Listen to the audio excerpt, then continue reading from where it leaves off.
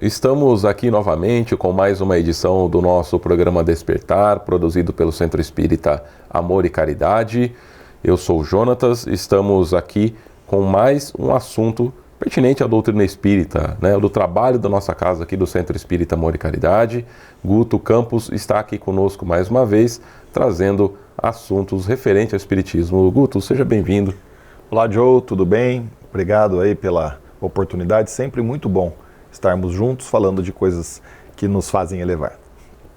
Perfeito, né? E hoje trazendo aqui mais uma reflexão, o tema sermos deuses, né? Isso aí dá pra gente, embora o nosso programa aqui vai ter nem meia hora de duração, mas aqui daria para falar 1 hora facilmente sobre isso, porque vem muita coisa na cabeça, né?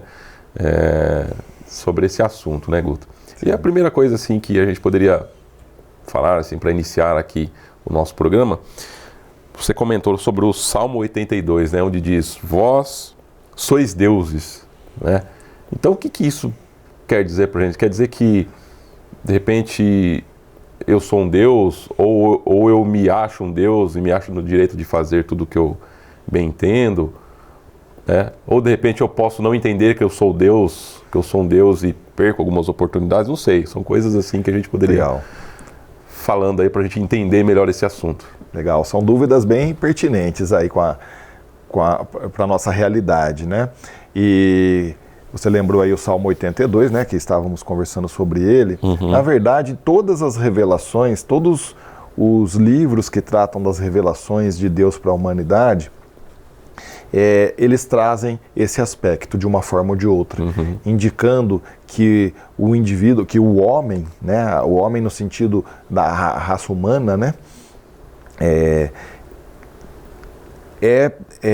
provido de um poder, de possibilidades dadas por Deus à semelhança dele, ok? É claro que nós temos N pontos a considerar, sim, inclusive a ideia que fazemos sobre isso, porque hoje a gente tem, conforme você trouxe sua dúvida, hoje a gente tem indivíduos agindo de uma forma desrespeitosa, preocupante com relação à humanidade, né? Como se achando um Deus, aí no singular, né? Se achando um Deus. E aí o Salmo 82 vem criticar exatamente, ele vem criticar esse tipo de atitude, tá? E você tem pessoas que desconhecem o potencial, né? Acabam se subjugando, sendo subjugadas pela sociedade por não explorar isso, né? Porque, assim, né? Desculpe te interromper, mas fica um pouco difícil de compreender, assim, você apenas lendo aí, vós sois deuses, né? Então eu fico pensando, cara, como assim? Eu sou um deus? Né? Ou as pessoas que estão ao meu lado também são deuses? Como assim, né? Fica um pouco difícil de interpretar isso dessa forma tão direta, né? Sim. Olha, aí temos que entrar em toda uma construção, tá, filosófica. O que acontece é que essa relação do homem com Deus, ela vem se desenvolvendo desde os primórdios, né? Desde a primitividade, o homem já se impressiona com relação a Deus, né? Num primeiro momento, Deus era todo aquele fenômeno natural que causava espanto, né, que causava medo, e aí ele então adorava isso, né, mas o fato de adorar já indicava que havia uma noção não consequente de educação, né? Não foi uma instrução recebida, e sim algo natural. Conforme o homem vai evoluindo, vai dominando a natureza, a própria natureza e a natureza externa, o homem começa a construir a sociedade, é o que a gente chama de horizonte agrícola. O homem domina a natureza, passa a explorar mais a natureza e nesse ponto ele começa a criar conceitos novos, né? Por exemplo, o conceito de família surge nesse momento, os papéis familiares, pai, mãe, né, também são desse momento da humanidade e aí você tem naturalmente um endeusamento de algumas coisas. Tanto que nessa época, Deus Pai, o Deus no papel de pai, natureza no papel de mãe, surge nesse momento da humanidade. E isso vem evoluindo. O que acontece é que hoje a gente vai tendo condições de analisar mais profundamente isso e questionar novamente. Sou Deus? O que me faz pensar que eu posso ser um Deus? Né? E aí as revelações trazem isso de forma muito clara. Olha, todos nós, principalmente no nível humano da evolução, todos nós temos um potencial criador. Né? Podemos criar o tempo inteiro. Na verdade, a gente usa o termo co-criar, porque o criador principal é Deus, né? Quem fornece a base para a criação é Deus. E todos nós co-criamos o mundo. Né? E isso, inclusive com a liberdade que nós temos de criar, tá? Nos dá entre outras coisas, esse papel de Deus. Né? Não o Deus. Tá? Não o Deus sublime, a causa primeira de todas as coisas, mas sim de criadores, de co-criadores que também fazem o mundo acontecer. Né?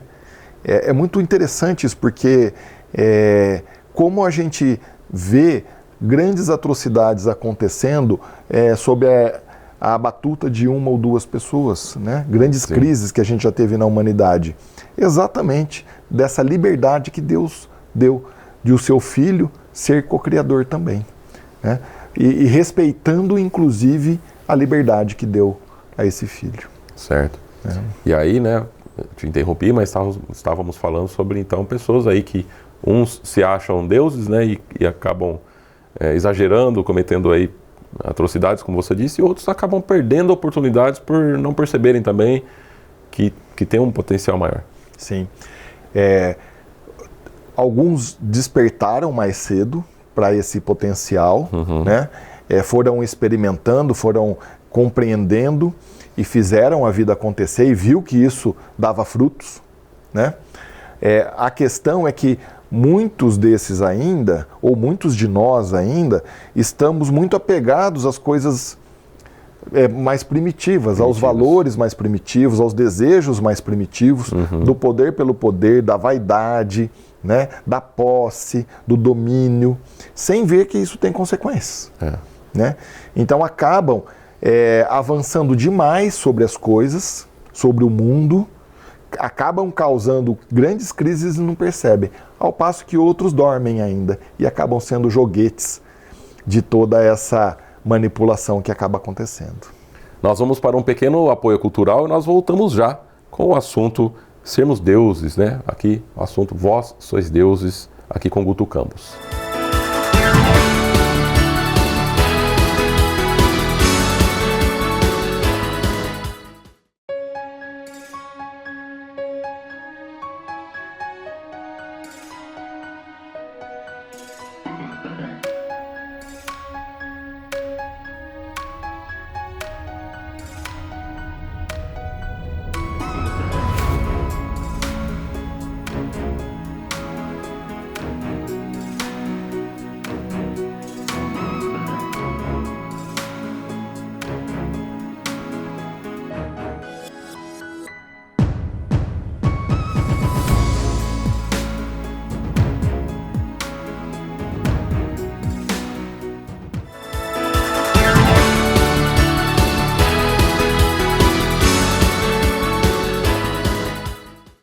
Voltamos aqui para o nosso programa Despertar, o segundo bloco, trazendo aqui o assunto Sermos Deuses. Guto Campos está aqui com a gente.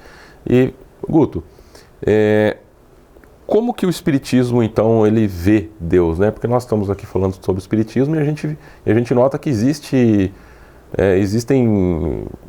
várias religiões, cada um parece que enxerga de uma forma Deus, né? Legal. Mas como é que o Espiritismo vê Deus? Será que é a forma mais correta de ver Deus? Bom, primeiramente, conforme a gente já começou a conversar no primeiro bloco, a ideia de Deus, a ideia que o homem faz de Deus, ela evolui com o tempo. Né? A gente começa a compreender que está muito relacionado com a forma como a gente compreende a si mesmo e como compreende ao mundo. Tá?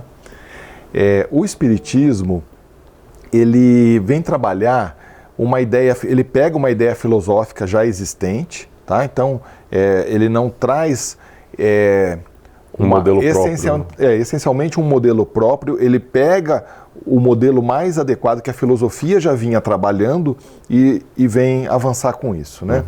Que é a ideia de Deus enquanto causa primeira de todas as coisas e de inteligência suprema. Tá? São termos aí para serem longamente explorados, tá? E é interessante que no Espiritismo a primeira pergunta que você vê no Livro dos Espíritos, né, que é o estudo filosófico do que a gente chama da religião dos espíritos, né? A primeira pergunta é: que é Deus? Não vem perguntar quem é Deus e nem o que é Deus. Então tira a forma humana, né? Tira a personalidade de Deus e tira Deus enquanto um objeto. E pede só a definição de que é Deus. Né? E aí os espíritos respondem exatamente nessa linha que já era trabalhada filosoficamente. Olha, Deus é a causa primeira de todas as coisas. Então você vai mergulhando. Chegou na causa na causa de tudo. Essa causa recebe o nome de Deus. Ah, mas e se essa causa for causada por alguém? Então não é esse Deus. Deus é a causa primeira de todas as coisas. Tá? Esse é um primeiro ponto. O segundo ponto é que desde a fase civilizada da humanidade, do que a gente chama de horizonte civilizado, onde o homem começa a desenvolver noções mais abstratas, é quando surge na humanidade as primeiras leis para reger a vida mais complexa. Então, quando o homem começa a interagir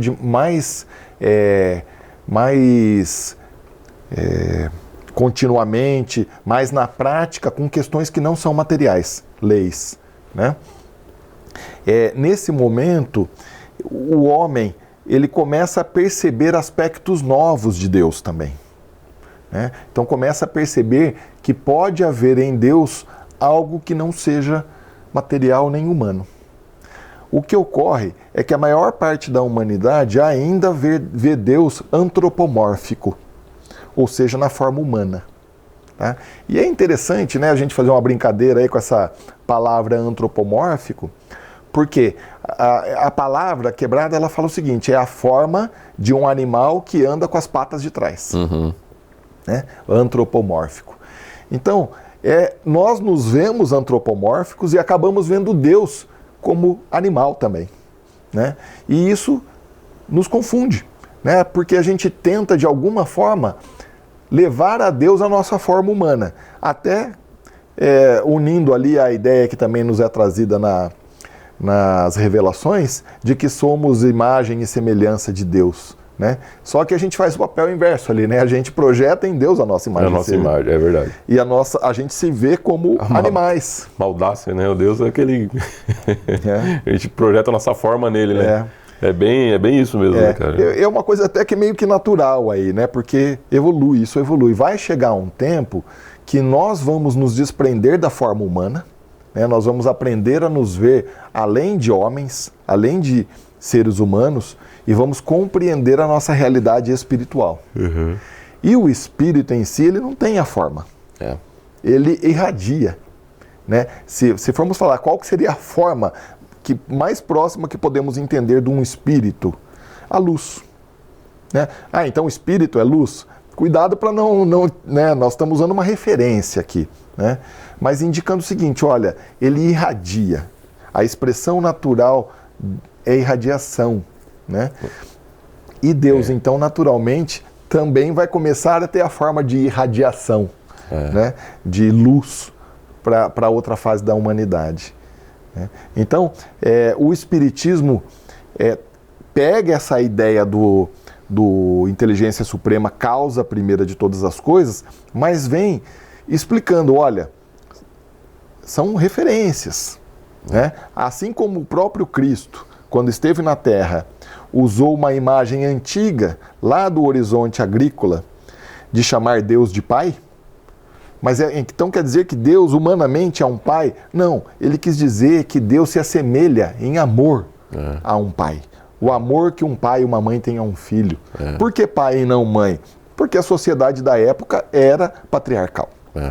Né? Então você tem que considerar todos esses contextos o horizonte onde aconteceu a coisa, ou onde está acontecendo a coisa, para extrair dali o espírito da letra, a ideia que se traz sobre aquele conjunto de informações.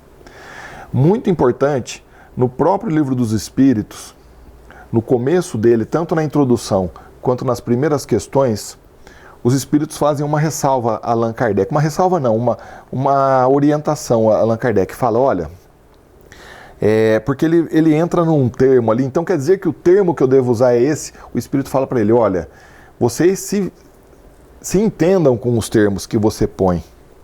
Eu trago a ideia. Eu trago o espírito. Né? Então, nós precisamos aprender a extrair o espírito das coisas. Aprender a tirar a forma das coisas para aplicar isso à vida. Ou seja, porque a época passa, né? Mas a informação primária ali precisa continuar, ela precisa ser interpretada de uma forma mais livre. Exato. Da cultura, de repente, da época que a gente está vivendo. Sim, principalmente as revelações, todas elas. Né? Então hoje a gente, no próprio movimento espírita, começa a olhar mais para isso. Né? Olha, você tem tanto conteúdo nas revelações que orientaria a humanidade para sair dessa crise enorme que está. Mas nós precisamos aprender a fazer isso. Olha lá, o que Jesus...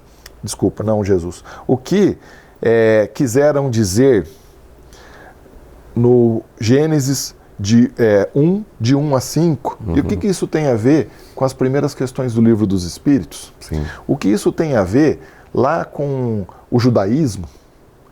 Mas então, na verdade, é ler tudo, extrair a verdade que tem dentro disso tudo. E aí a gente vai começando a construir o nosso papel, não mais de homens, de deuses que somos, né? De deuses que trabalham essencialmente com a ideia divina. Com a ideia divina. E aí que entra então a parte que somos deuses. Aí, ou podemos ser de repente, né? Por natureza somos deuses, mas dormimos para isso. Dormimos para isso, né? Vamos despertando aos poucos, experimentando a vida. Deus permite que seja dessa forma, né? Deus permite, inclusive, né, como dissemos agora há pouco, que cometamos atrocidades em nome dele, porém sempre lembrando, olha, há responsabilidades, né? A semeadura sendo livre, mas a colheita é obrigatória, né? Tudo que você expressa ao mundo, aí eu vou pescar lá em André Luiz, né, no livro Evolução em Dois Mundos, a questão do surgimento da responsabilidade, né? Ainda que ignoremos, ela é inerente. Tá? Se uma criança que não sabe, a gente sempre traz esse exemplo, se uma criança que não sabe que a tomada dá choque e coloca o dedo na tomada, ela vai tomar choque. É um princípio da responsabilidade da vida, né? Das consequências da vida. Então, ainda que eu haja sem saber das minhas responsabilidades, a minha responsabilidade é inerente. Isso está sendo registrado na minha própria história, no livro da minha evolução, que é a minha consciência, a minha memória, e isso, em algum momento, vai ser trazido à tona para ser retrabalhado. Perfeito. Nós vamos para mais um pequeno apoio cultural. Alguns segundinhos, nós voltamos aí com o assunto sermos deuses, né? Se somos deuses. Voltamos já.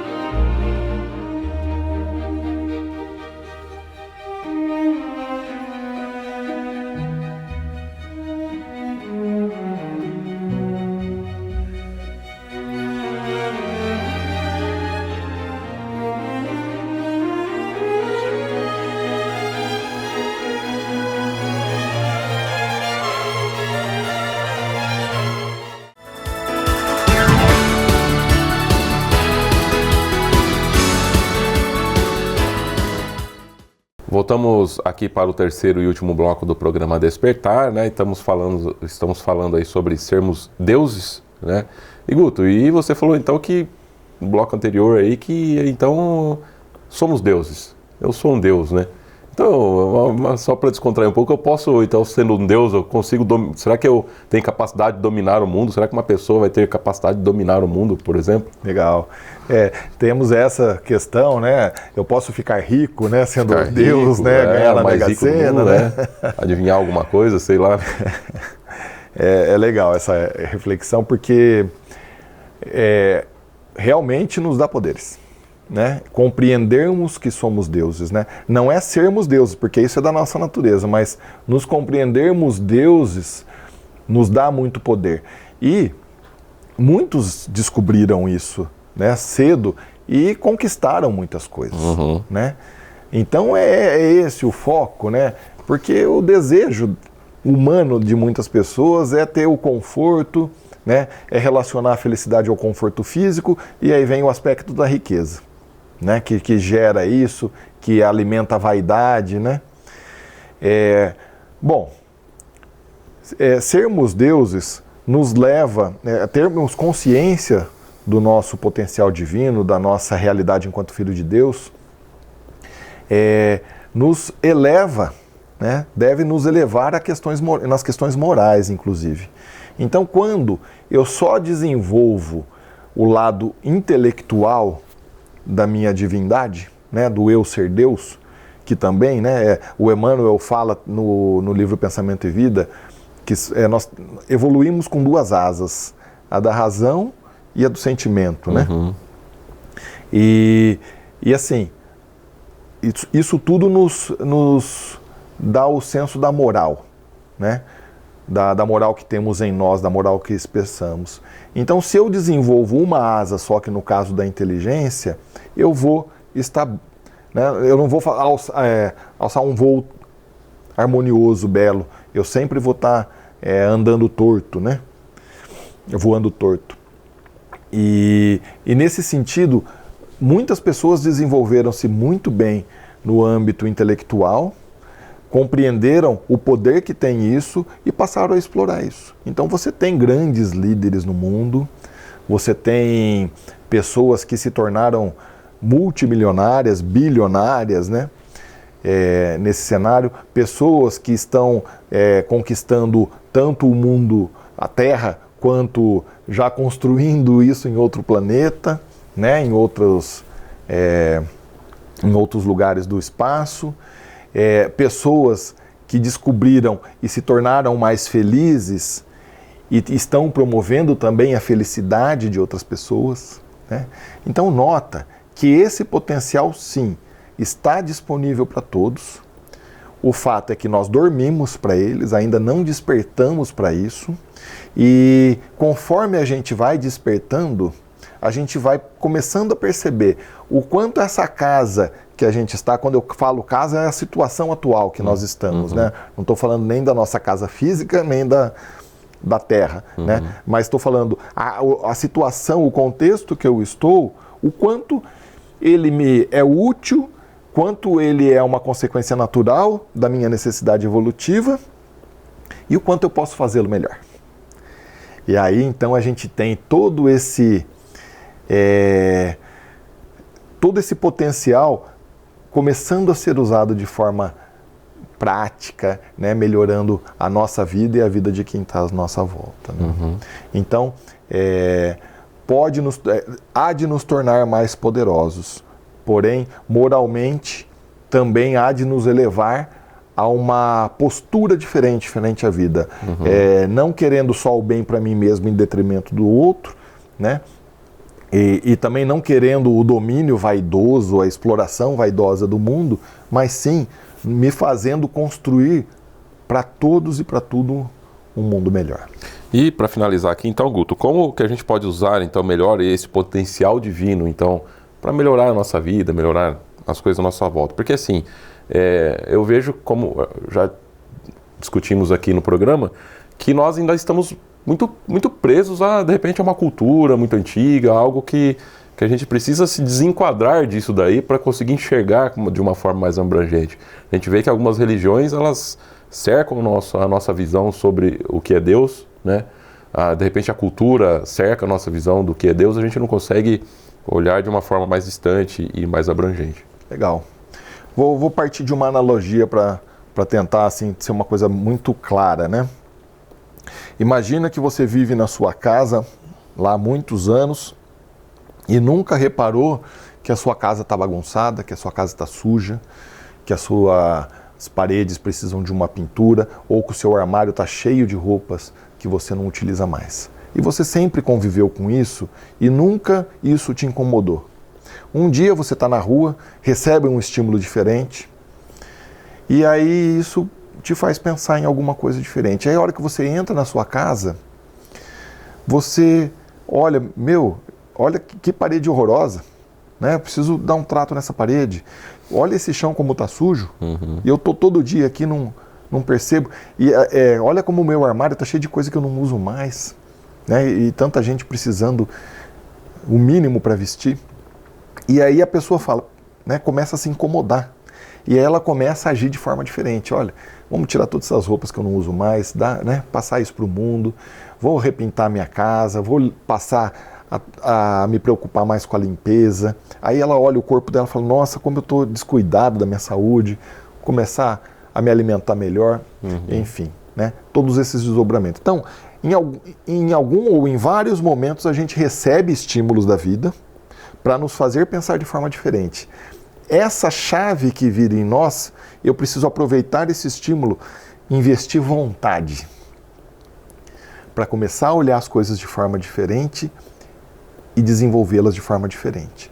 Base, conteúdo, doutrina para isso encontra em todo lugar. Ah, mas eu não sou espírita, eu sou católico, eu não sou católico, eu sou evangélico, eu sou budista, eu sou ateu. Olha, esse princípio vale para tudo. É um princípio, é uma lei da natureza. Sim. Então, se vai em busca do que faz sentido, mas vai pensando em responsabilidades. Vai pensando em fazer isso de forma em que te faça mais feliz, mas que também não faça alguém menos feliz por causa disso. Então você começa a investir na vida e se desenvolver. E essa ideia divina que cada um tem vai nascendo de dentro para fora, nos tornando conscientes e cada vez mais poderosos para a vida. Então, Guto, muito obrigado mais uma vez por estar aqui participando com a gente do programa Despertar. Muito obrigado e um abraço a todos. Nós vamos chegando ao finalzinho aqui. Deixo também meu grande abraço a você que nos acompanhou até agora. Fique aí com Deus e logo mais estaremos aí com mais um programa Despertar junto com você. Até mais.